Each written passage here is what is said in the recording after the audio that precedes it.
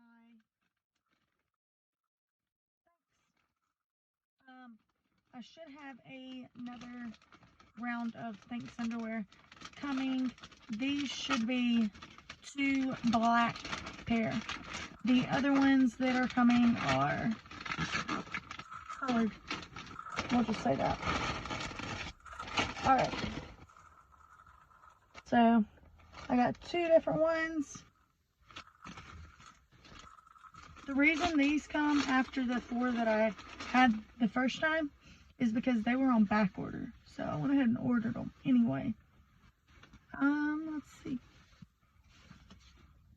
These are the hip hookers. They do have breathable holes. And there's the gusset.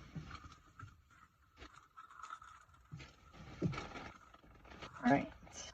And this one is the brief.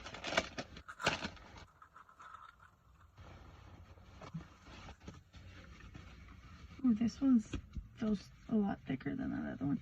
Love the elastic waistband that they have on these. And there's those. Thanks for watching. Like, share for my videos. Bye, guys.